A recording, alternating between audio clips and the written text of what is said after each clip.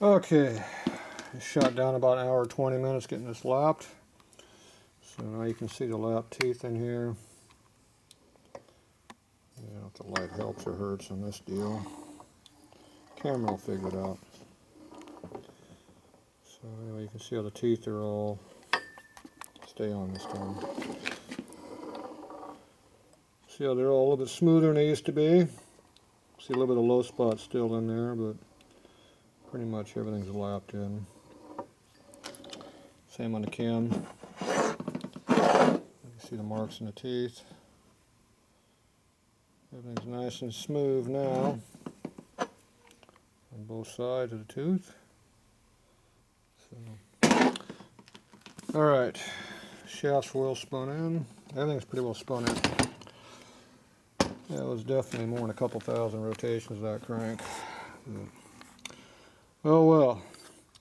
Got everything nice and clean. Just cleaned it about 5 or 6 times. Brake clean, solvent, brake clean again. Blew it all out. So everything pretty well is good and clean.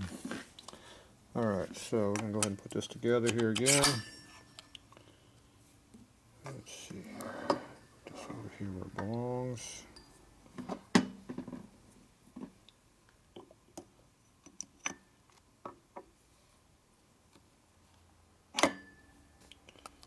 Mark, mark, and mark. Measure close up. Okay. Gasket disappeared. Let's see. Let me make sure I got that clean with my hands. Make sure the gasket has no lapping compound on it. I didn't check that yet. Should be clean, but gotta check everything else. I made a nice big mess on my bench. I had a towel here, but I got it soaked with brake clean lapping compound brew and flooded across the whole bench. Got all those valves back there full of liquefied lapping compound.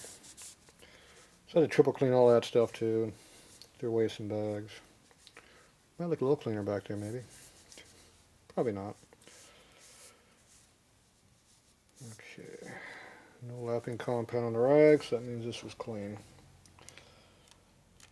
So you can't be too clean when you're dealing with lapping compound. Okay, bushings look nice and lapped in now. Except they weren't lapped, they were just worn in. Alright, let's see what happens here.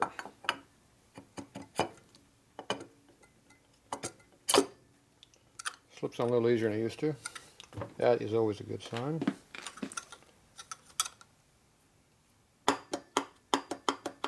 I can move it. Got some drag on it, but it moves. Oh, I forgot something. Let's see if it comes off easy.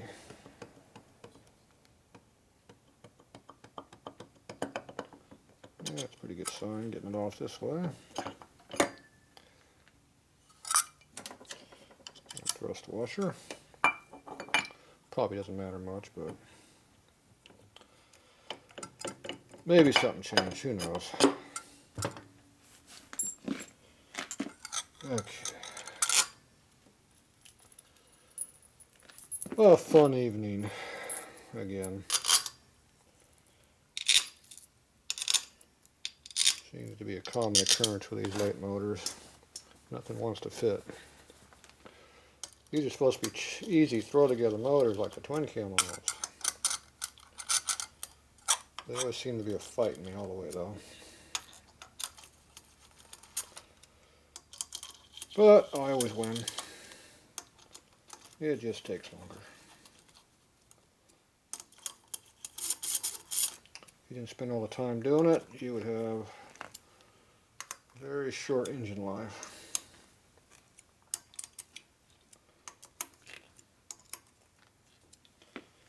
Okay, that's all on there. Slides back and forth. No backlash in the teeth though. Okay, the crank now turns over nice and free, unlike before where it didn't. I'm sure the oil pump gears are well broken in too by now. So the weight of the crank there is spin it up.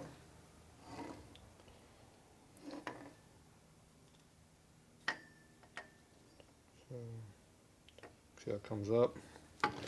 So that's good. Obviously we're getting no backlash in the teeth. Okay, I'm checking for backlash. You stick your finger in there and go back and forth with the teeth. On the cam, you don't feel nothing. Okay, now we just go back and forth and make sure that this goes in and out as I turn the motor over. Different spots.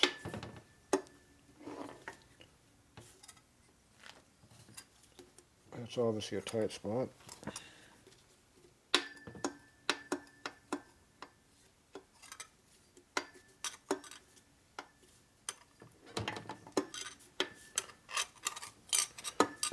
A bit looser.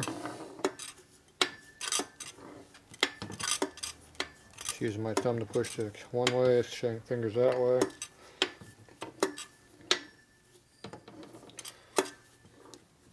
There's your tight spot.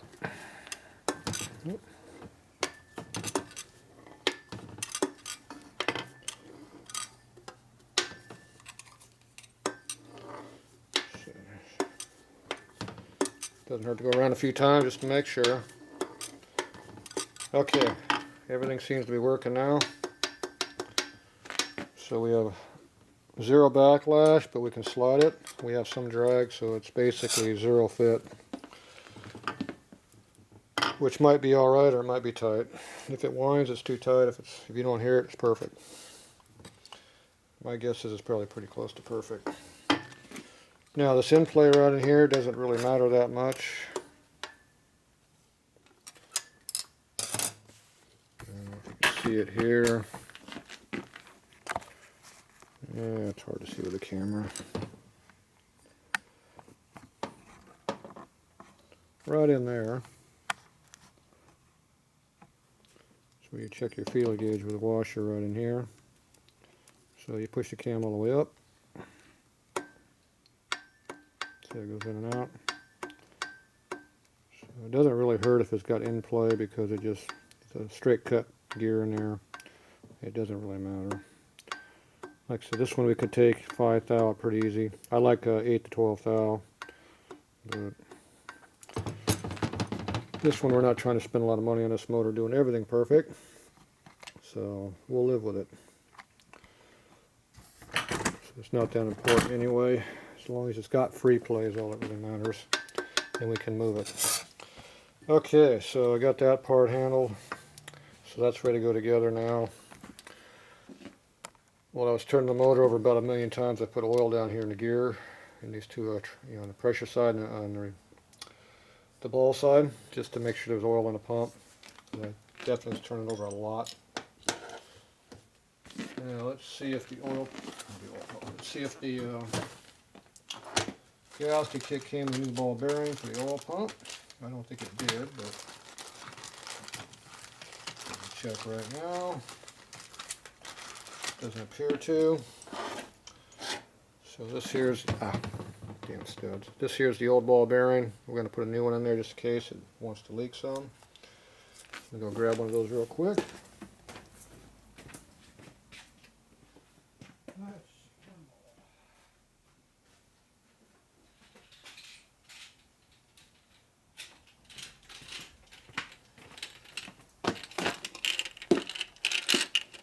Old Gary Bang with his American made parts.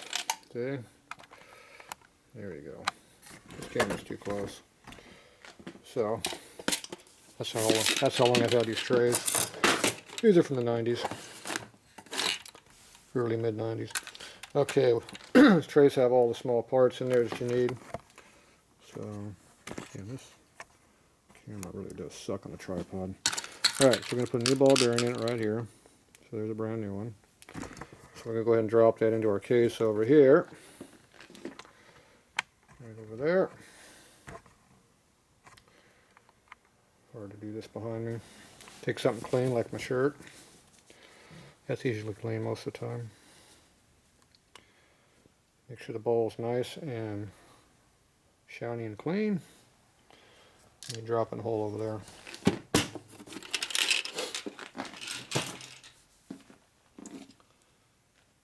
takes the light duty spring right here, goes in the hole. Pressure release valve is this one. I can feel a little bit sliminess to it, so we'll take this same clean rag and use it again. That just drops in. I already had oil in there from before, so it's got some moisture in it. It takes the nice heavy duty spring. Drop that in. Okay, we have two of these to choose from. So you can either have the cleaner looking one or the one that's bigger, more uniform shaped. So I'll go with clean. Now when you put these in, this part does not go up. The screen goes up. The spring goes on top of it. Plug goes like this. When you push down on the plug with this, it pushes this into the bottom of the case on the oil gallery, this little flange, and seals it. See, the oil comes in from the outside, goes down the hole into the gallery. So if you put it in like upside down like this, like some people do, it doesn't do a damn thing, it just bypasses it. So make sure you do it correctly. So that's screen first, flange down, spring. Make sure it drops in the hole, and of course this does not fit in the hole.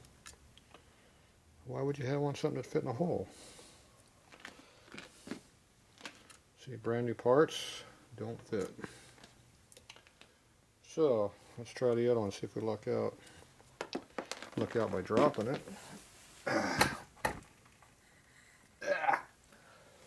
On a nice clean floor.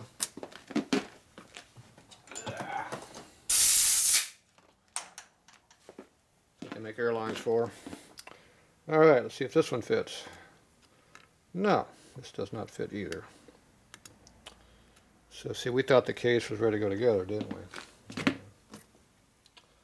Not quite how it goes.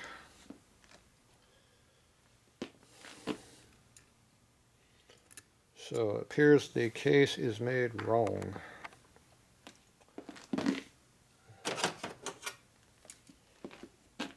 So we've got to figure out how far wrong it is. Okay, it's 437 on that. The other one is 438.9, so we'll use the older looking one. Now the spring is 415, 416. So the spring's not really going to matter, it looks like. This one's 421.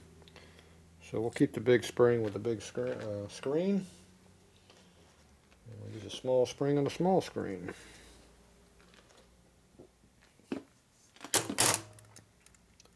Okay, it appears the spring does fit in the case.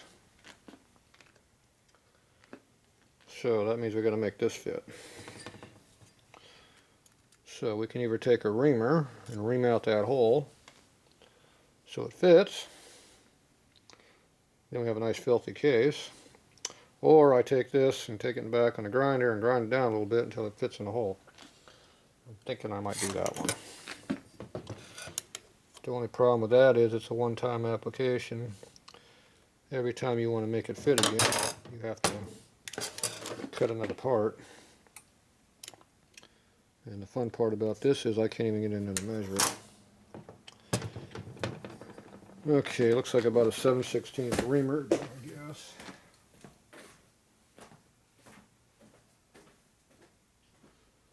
Let's see.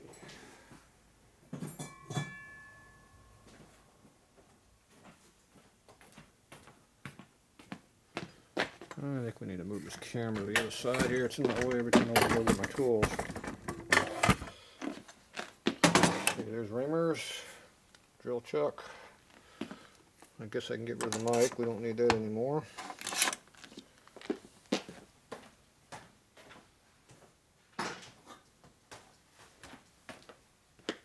Alright.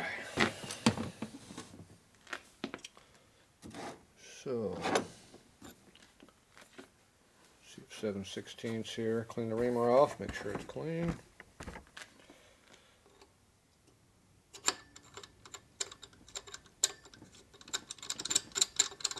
So it appears that 7/16 does fit in the hole.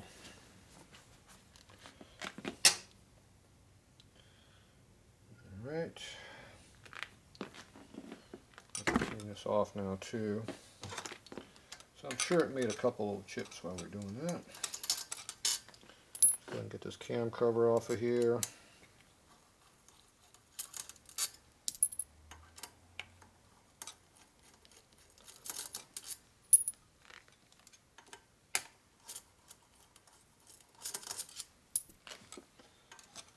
Yeah, what fun.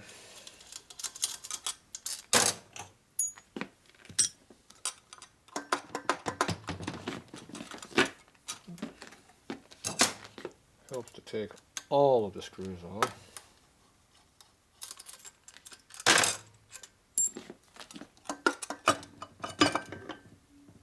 Okay, that's off. Gasket.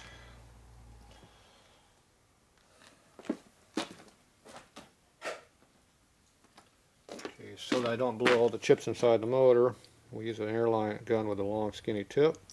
You put that in the bottom of the hole, not where the gallery is, and blow it, and it'll blow all the crap out, which is what you want to do. You do not want to blow it into the motor, blow it out of the motor. Make sure the nozzle's clean. Stick in the bottom of the hole. Throw a little protection over it to guard it. A couple of shots, make sure it's clean. Okay, now we want to measure our screen. Make sure it's 7/16. So this one here is the bigger one. No, that was a small one. So 7/16 is a 430. Is it 437.5? I think. I forget. 435, something like that. It appears that we are only about 3 or 4 thou too big. But that's enough to make it not work. Ooh, but look at that. Now it works. So when I put the reamer in the hole, there must have been a little bit of a burr when they threaded it. That kept it from going in. So that basically lucked out on that one. No major modifications needed.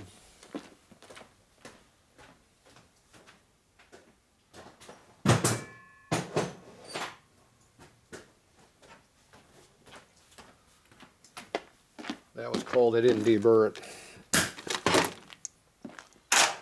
Alright, well that's good. Now the parts will actually go together, just like they're supposed to. It'd be nice if I did that the first time though. Okay, great. Now we get to move on. Let's see, I need some torquing devices.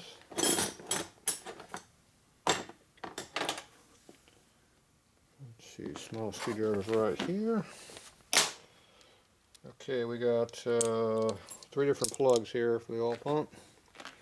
We got a nice fancy chrome one, and then we got one brand new one, and 2 crappy used looking ones. So this one looks the worst, we're not going to use that. These 2 here, one looks new, one looks almost new. So we'll put this on the outer one where you can see it most. And we'll put the chrome one here on the tappet screen hole. Makes it look prettier. So we got some brand new O-rings right here in the kit. So I'm going to go ahead and swap these out right now.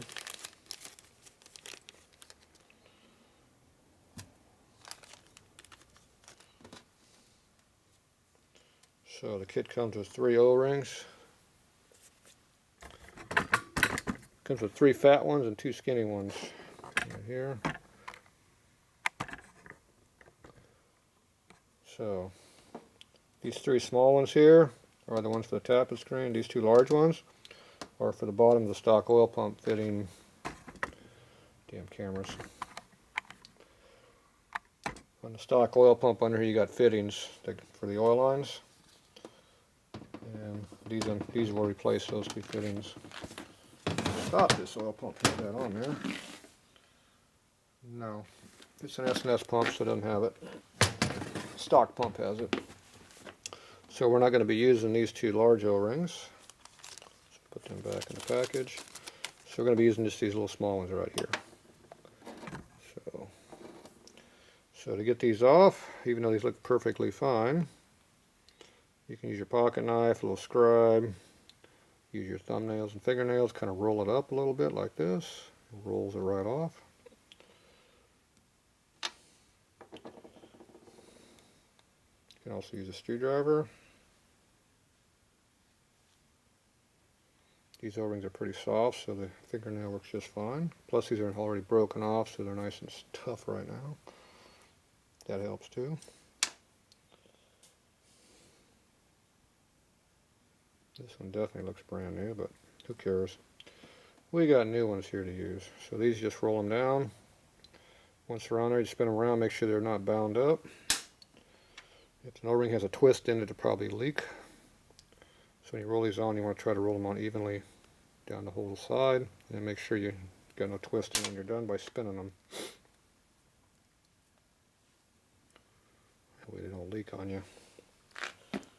Okay, where's my big screwdriver? Okay, next thing you want to do is make sure that the spring actually fits inside of the plug like they're supposed to, which this one does. Okay, now we're back on the motor over here. Put the spring back, put the plug on it. Take your screwdriver and tighten it up.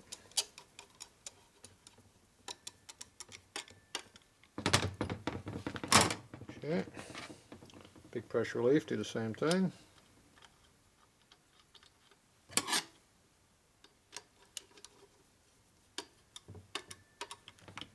Tighten it up. Okay, and your tappet screen, the chrome one.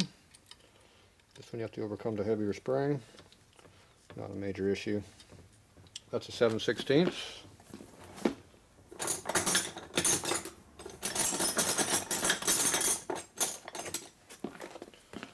So just take your 7/16 and tighten it up. You're good to go. You can also use a socket if you want. You can feel the threads making room as they go in there. Okay, so that's it for that one. Now these ones up here, I like to use an impact knocker to make sure they're tight. That way they won't ever come out.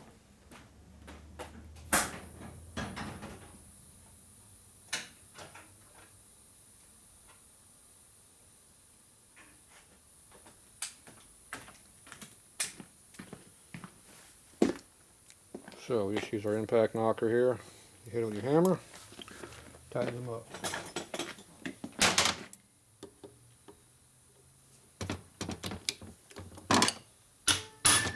One tap's all it needs. It's in there. Quick and simple. Mix them in there good. Alright, so we got the oil pumps done now. Now we still got an oil line fitting to put in here and a pressure switch, which we haven't done yet. We'll get to that after we do the cam cover. Okay, so now we're going to move on to our cam cover here. So let me get this cleaned up and I'll be right back.